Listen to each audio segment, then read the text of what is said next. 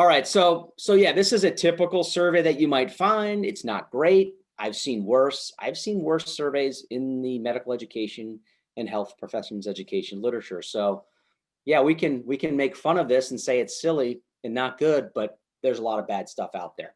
All right, so principle 2. It takes a great deal of cognitive energy to take a survey. To generate optimal answers to a survey takes a fair amount of work.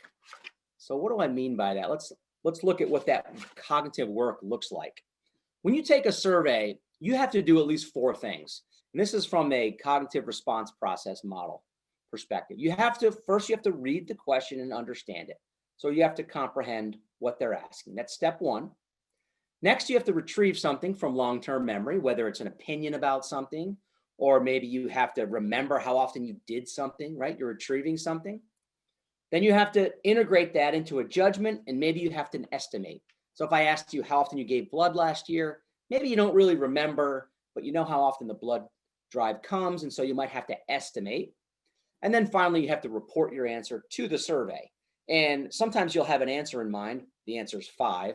And then you go to report your answer, and it doesn't give you the option of 5. It says often or sometimes. So you have to convert that answer, which is a number, into some vague quantifier. And we go in this circle. If we're doing our job as a survey taker, we're going through these processes, but we jump around, right? So I might say, how many doctor's visits did you have last year? Okay, I read the question, how many doctor's visits? I go to retrieve something from long-term memory. I start to count them up. I say, well, I went last week, and then, oh wait, I went to the dentist. Does the dentist count as a doctor? Oh, I went to get my flu shot. Does that count as going to the doctor? So you might go from that judgment and estimation. You might jump back to the question and say, I need to reread the question. I'm not sure I understood what they're asking. And then you reread the question. So the point is, you jump around. These different processes. And you can make mistakes and get confused at any point along the way. Comprehension is a very typical place where we get in trouble. We just don't understand what they're asking. 3 typical problems, 3 typical comprehension problems. 1 is lexical. We don't know what the word means. They use a word that we don't know. That's problem 1. 2 is semantic. We know what all the words mean, but when you put them together in a sentence, we don't really know what the words mean. So if I said to you, last year, how often did you do something? Or within the last year, you might say, when you say within the last year, what do you mean? You can interpret that in different ways. And then pragmatic, what are you actually asking? I know what the words say, and I know what the sentence means, but what are you actually asking? So if I said to you at dinner, can you please pass the salt? I'm not asking you about your salt passing capabilities. I'm asking you if you can pass the salt to me, right? So the same thing, when somebody asks you something on a survey, you know what the words mean. You're also thinking, what is this person really asking me to do here? And that's an important piece. So let's look at an example. Let's look at a lexical problem. Somebody says, and this is from a study from Suspect et al. 2000, a tobacco study. This is a really simple question. Have you smoked at least 100 cigarettes in your life? Yes or no? So they asked, I don't know, a couple hundred people this question. And then after they asked the question, they asked the same set of people, when we asked you how many cigarettes did you smoke, how did you count up the cigarettes? Did you count the cigarettes you finished? Did you count any cigarette that you finished or partially smoked? Or did you count anything that you even just took one little puff? And you can see people they interpreted that word smoked in a lot of different ways. About half of them, if they took a puff, they counted that cigarette. And then the other half, the other split it between the 2 categories of finished and partially smoked. So my point here is that even a simple word like have you smoked, or a phrase like have you smoked, can be interpreted in a lot of different ways. And so if you were creating this survey, you would want to say, when we say smoked, we mean cigarettes you finished, or whatever it is you wanted the answer to. That's an example of comprehension. Here's one about reporting. So when you report your answer, what are you doing? Well, you're not just reporting an answer. You're doing a couple things. You're editing your response for consistency. So if you said something earlier in a survey, and then I ask you a related question later, oftentimes we'll say, well, I want to be consistent because earlier in the survey I said this, and nobody wants to be a hypocrite. So we sometimes edit for consistency. We also edit to make sure that our answers fit with who we think we are as a person, our self-concept. And then we also edit for social desirability. So if I say to you, how much drugs do you do? You might say, well, I know the real answer, but I don't know if I really want to tell this person. So you edit items in that way. Okay, so this is really interesting. So when you're reporting answers, the order of the questions can sometimes be really important. So this is an example of when order really matters. I have two versions of a survey, version 1 and version 2. In version 1, I have a question that says, if a faculty member is caught plagiarizing, should he or she be fired? Yes or no? And then on the next page of the survey, I have a question that says, if a student is caught plagiarizing, is caught cheating, should he or she be expelled from school? Yes or no? And then on version 2, it's the same questions, but they're flipped. First, there's a question about the student and then the faculty. What I'm showing you here is the percentage of faculty. I had 91 faculty that I randomly assigned to these two versions of the survey. The percent of faculty who said yes, fire the faculty. So in version 1, a bunch of faculty, approximately 45, read the question, if a faculty is caught plagiarizing, should he or she be fired? 37% said yes. Then they went on to the next question. But in version 2, first they got a question about a cheating student. And they probably said, yeah, if a student cheats in my class, they should definitely be expelled. Then they got to the question about the plagiarizing faculty member, and 89% said to fire the faculty. Why did they do that? Because they're trying to be consistent. Well, I just said we had to, be strict on the ethicalness of the student. I need to be consistent. And these are big differences. So by simply switching the order of these items, you get a huge difference in the way faculty answered these questions. So my point is that order can sometimes matter. The difficult thing is knowing how these ordering effects are going to affect your survey. And the only way to know is to test out your survey before you hand it out. All right, so that brings me to my design guidelines. So based on what I just told you, you got to use terms that most people interpret the same way. You should provide definitions if there's things that can be confused, even something simple like how many cigarettes have you smoked? You need to be aware of ordering effects. And if you did nothing else, you want to always pre-test your survey. And I'll talk about ways to do that here in a minute. Let me stop there and see if there are any questions. I've got principle number 3, but before I talk about principle number 3, let me see if there are any questions that I can address. I have a quick question. It's Andres Hernandez from Jefferson in Philadelphia. In that one that you just showed, I'm curious how people answer the second question on the first example, or the first question in the second one. The student, you mentioned yes, fire the professor, but how did they answer the other question? Were they consistent? Yeah, I don't have that data. I think if I remember correctly, for a group of faculty, yeah, I don't remember exactly how these student answers change. But what I can tell you, because I've done the same experiment with students, because I teach a class in survey design, and I give them a survey at the beginning. I give them 2 different versions of a survey. I gave them these same questions, but the effect switches. You say the same exact effect when you're looking at the percent of students who said yes, expel the student. It flips in the same direction. Got it. And it's a really strong effect, and it's a little bit odd. The thing about these ordering effects is, if you think hard about these ordering effects, you can kind of order things. You can come up with some really interesting examples that are wildly different. You get wildly different answers. Typically in a survey, you're not going to see those huge effects. The bigger point is that you want to be aware that there can be ordering effects, and you want to pre-test your surveys to see if those are coming out when you're actually running your survey. A classic example is they ask people on a survey something to the effect of, how satisfied are you with your marriage? They ask that question first. And then a couple questions later, they say, how satisfied are you with your life? And if you look at the correlation between responses on those 2 questions, they're highly correlated when they're in that order. When they're in the reverse order, the correlation goes way down. I first ask you how satisfied you are with your life, and you may or may not be thinking about your marriage. And then if I ask you later about your marriage, then you bring in your marriage. So the correlation becomes much lower. Again, that's an ordering effect. You're priming the person to think about their marriage before they answer the overall question. Anything else? If not, I will go on to principle 3, which is the fact that respondents are generally unmotivated to take your survey. This is not a surprise. We all know this. When's the last time you were super psyched to take a survey? Probably never. So let's think about this motivation piece. What we want people to do when they take our surveys, we want them to optimize. An optimization is really when somebody goes through those 4 cognitive steps. Remember those steps? You got to comprehend the question.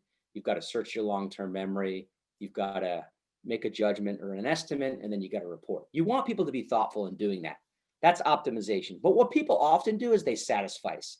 Satisficing is the extent to which respondents compromise their standards to expend less energy. That's a fancy way of saying they don't put forth their full energy. And we've all done this, right? You're taking a survey. You're fully intended on doing a good job. You get a couple of really poorly written items, or you get confused on where you're supposed to go in the survey, or you realize, because it's got that little thing in the upper right-hand corner that tells you as you're clicking through how far you are, you realize you've clicked 5 times and you're only 10% done with the survey, and you start to get frustrated.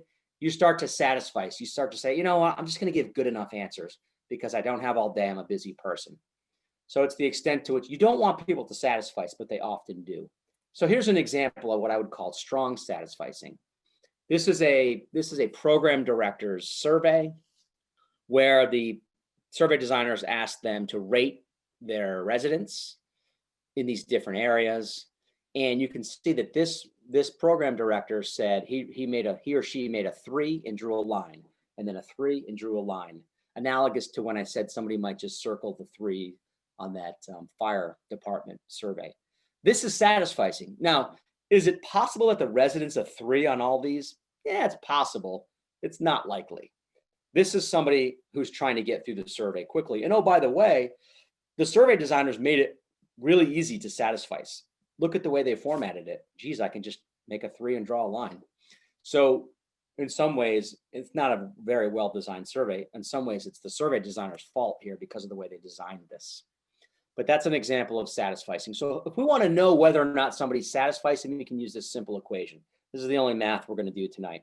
We can say that satisficing is equal to the difficulty of the task divided by ability times motivation. Now, typically ability is fixed.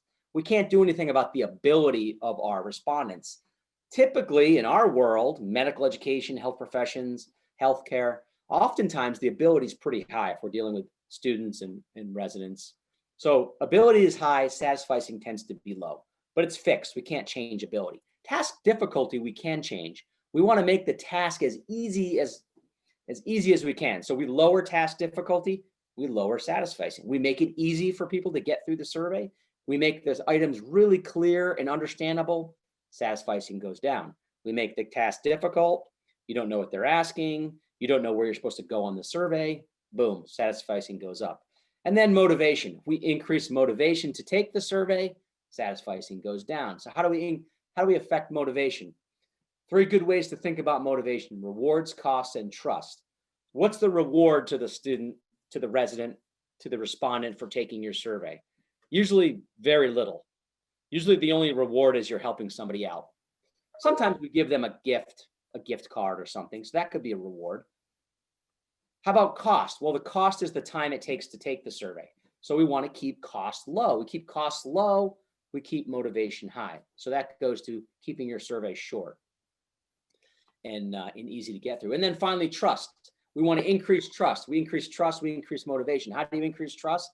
Who's sending me the survey? Is it some random person at my university that I've never heard of? Or is it the president of the university? Or is it my dean? Or is it somebody who I know and trust? You increase trust, you increase motivation, you decrease satisficing. So based on all that, here are some of the design guidelines. These are sort of like the greatest hits.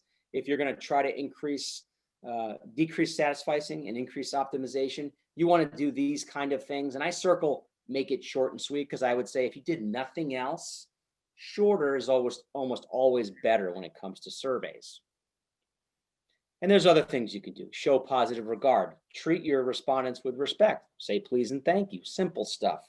Make the survey convenient. That decreases costs. Establish trust, which is obtaining sponsorship.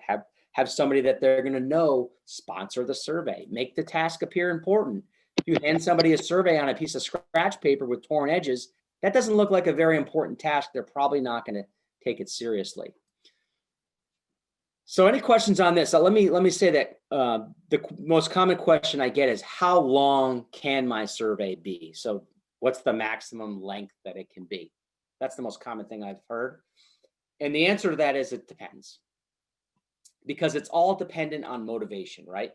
Typically, respondents are unmotivated, so shorter is almost always going to be better. But let's say you were doing a survey on faculty salaries, and the faculty who are taking the survey thought that their completion of this survey was going to potentially raise their salary. Guess what? Motivation all of a sudden is high. The survey can probably be a lot longer because they're pretty motivated to complete the survey. So how long it can be really depends on the motivation of your respondents. But as I said, principle 3 is they're generally unmotivated. So all else being equal, you want to keep it short. All right, let me go to principle 4 and then I'll stop again. Principle 4 is that it's a conversation. A survey is a conversation between you and your respondents. Now, it's a little bit of an odd conversation because self-report, self-administered surveys, you're not standing there to correct misconceptions, but it's still a conversation. You're asking questions and they're giving answers. Now, when we have a conversation with somebody, we typically follow these things called Gricean principles or Gricean maxims. These are sort of unspoken rules that we follow when we have a conversation. There are 4 of these Gricean maxims, and they're all interrelated and they overlap. The first is the maxim of quantity. We assume that when we're having a conversation with somebody, they're giving us the right quantity of information. Next is quality. We assume they're being truthful unless we have reason to believe otherwise. Next is relevant. We assume that people we're talking to are giving us relevant information. And last is clarity. We assume they're being clear. They're not intentionally trying to confuse us. If you break those rules and you get some strange responses from the person you're conversing with, that's your fault, not theirs, because you're breaking conversational rules. So if you give somebody a survey with a bunch of extra information and they answer in an odd way, that's your fault, not theirs. Let me give you an example. On that survey that I did with my students, I asked them this question. I say, to what extent do you favor or oppose the university's maximally accessible materials policy that makes all printed materials at the school available in enlarged font for the visually impaired? This is a made-up policy. There is no such policy, but I'm asking them about this policy. So what assumptions are they making? They're making the assumption that this is a real policy, and they probably think, well, if it's a real policy, I should probably know something about it. And so what do? I had 17 students in this particular class. What do the 17 students do? Well, it's a conversation, so they respond. The mean score is a 5. 8 of them picked the middle point, either favored or opposed. If there was a no opinion, they probably would have selected that. But there was no opinion, so they probably picked the middle point because they figured it was the least damage they could do. 6 said slightly favor or moderately favor this non-existent policy, and 3 strongly favored. But here's the most interesting thing. There was no missing data. Every person, all 17, responded to this question, which is a made-up question. Why did they do that? Because they made assumptions based on these Gricean principles. They assumed it was a real thing, seems like a reasonable policy, and so they answered the question. Here's an example from medical education. Colleague of mine, Sebastian Udehagen, used to work at UCLA. They created an end of course survey where they included fake faculty members, people that didn't actually teach in the course. They just had made up names. They even included fake pictures, photos, and they asked students, along with the actual ratings of real faculty, they asked them to rate these made up faculty. And what did the students do?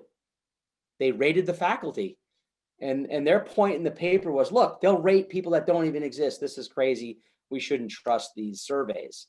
And there's some truth to that. But another way to look at that is, wait a second, they assumed that those were real people. They probably don't remember all of their faculty. And so they were putting forth some good faith. They assumed that the surveyors were being honest with them. And so they rated those faculty, even though they didn't remember them. And sure enough, they all of those fake faculty had about a medium. They were right in the middle. They had about an average rating. if you couldn't remember someone, how would you rate them? You'd probably just give them an average score, and that's exactly what they did.